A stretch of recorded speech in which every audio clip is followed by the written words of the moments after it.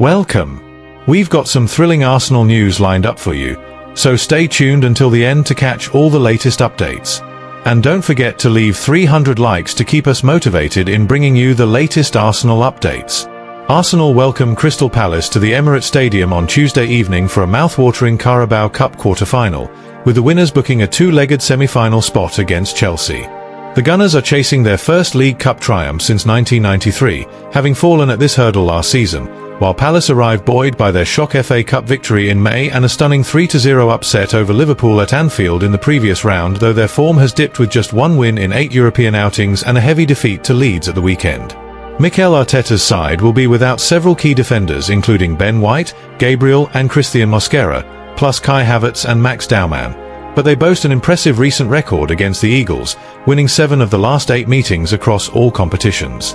Palace, hampered by injuries to the likes of Daniel Munoz, Kai Kamada, and a managed knee issue for prolific striker Jean-Philippe Mateta, favour a counter-attacking style with rapid direct attacks and set-piece threat, making this a tricky tie despite Arsenal's home dominance and Ethan Nwanery's fine scoring form in the competition. Mikel Arteta speaks out about Arsenal receive major boost as Kai Havertz returns to training ahead of Carabao Cup clash with Crystal Palace. Arsenal have been handed a timely injury boost with Kai Havertz resuming full training, fulfilling Mikel Arteta's hopes just before their upcoming fixture. The German international has been sidelined for 4 months due to a knee issue but was spotted back on the pitch at London Coney ahead of the Carabao Cup quarter-final against Crystal Palace. Havertz sustained the knee injury after a brief appearance in the season opener against Manchester United. It required minor surgery, with an initial return expected around late November or early December, though recovery took longer than anticipated amid concerns of a recent setback. Arteta had downplayed those worries before the victory over Everton, stating that Havertz was progressing well. He's progressing really well and quite fast in the last few weeks. We're very confident that if everything continues like that in the next training sessions, he will be with us, the manager said. Arteta's words proved prophetic as Havertz was seen training on Monday evening. The Gunners also posted 3 photos of the 26-year-old in the gym on their official channels, captioned, "Step by Step." His comeback provides a significant lift during the demanding festive period. Mikel Arteta welcomed Havertz's return as positive news that realises the club's desire to bolster the midfield ahead of the Palace tie. "We've been preparing the players intensively for this match, focusing on high pressing and quick transitions. Kai's return is a blessing, as he brings the creativity we need to dominate against a Palace side that's struggling," Arteta said in his latest press conference. However, the joy is tempered by fresh concerns, with Piero Hincapié absent from Monday's training photos. Meanwhile, striker Gabriel Jesus is being closely monitored after a lengthy layoff, and his impressive substitute cameos have put him in contention to start in the Carabao Cup. Arteta confirmed Jesus' readiness. "Yes, he is ready to start. You can see now, not just in matches but every day in training, how much he wants it. He'll soon deserve that opportunity."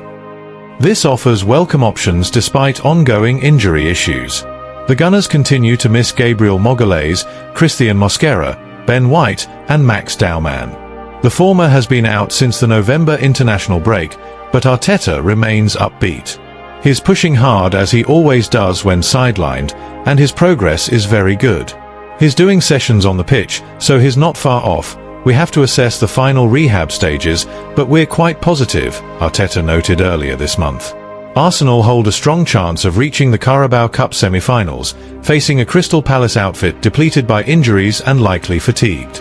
Oliver Glasner is unable to call upon Daniel Munoz and Kai Kamada, while Jean-Philippe Mateta is also dealing with fitness problems that have forced Munoz into surgery. Declan Rice tipped for future England captaincy as Mikel Arteta praises Martin Odegaard's leadership.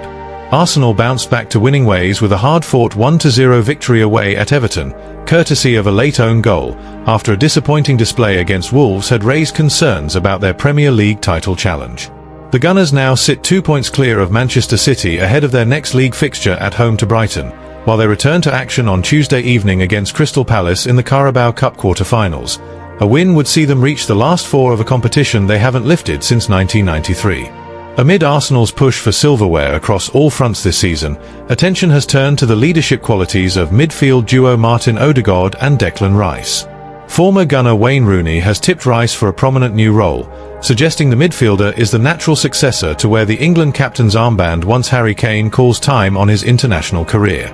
Rice, who has earned 72 caps for England, has already skippered the side twice, most recently in their 3-0 triumph over Wales back in October. Rooney was full of praise for Rice's standout performance against Everton, declaring him the best player on the pitch with an all-action display that showcased his versatility. Rooney enthused, "I have to say Declan Rice is incredible. It was a pleasure to watch. He was by far the best player on the pitch. For me, he's the future captain of England. He's the one who's probably waiting for Harry to hang up his boots at some point." He continued to highlight Rice's decision-making and movement. He was all over the pitch. His decision-making, when to pass it, where to pass it, what foot to pass it to, his detail on his pass, it was a pleasure to watch. He was absolutely incredible. Rooney added, he was splitting centre-backs, taking the ball off Arsenal centre-backs, acting as a third centre-back, then next minute he's in the box, trying to score a goal. Sometimes, some of the stuff he does is a bit underrated. Praising Rice's personal attributes, Rooney concluded, "He's the right one to take over Kane for me, because of his drive, his personality. Everyone seems to love him, who knows him, who's close to him. He's irreplaceable for England." On the domestic front, Mikel Arteta has shone a light on captain Martin Odegaard's exemplary leadership, particularly for his decision to let Victor Gyökeres take Arsenal's penalty during the win at Everton. Odegaard has faced scrutiny over the past year for dips in form, with some, including club legend Tony Adams, suggesting Rice should take the armband. Arteta, however, has staunchly supported his skipper, crediting him for sparking much of the positive change at the Emirates. Explaining the penalty incident, Arteta said, "They took ownership on the pitch between Martin and Bukayo Saka and him to decide who was the taker. They made a great decision because Victor put the ball in the back of the net." When pressed on whether this demonstrated Odegaard's leadership, Arteta replied, "Yes, I agree with that. And as well the confidence in the player Gyökeres because obviously he practices every day. He's unbelievable at it and he put the ball in the back of the net. I love when players take ownership and decide what is the best decision. That's something really positive." With Arsenal firmly in the hunt for all four major trophies, the blend of Rice's dynamism and Odegaard's composure in midfield continues to be a cornerstone of Arteta's side as they navigate a congested festive schedule. Thanks for watching Arsenal Time. If you enjoyed this content, don't forget to like, share, and leave a comment below. Continue following the Gunners' journey with us, and see you in the next video. Come on, you Gunners!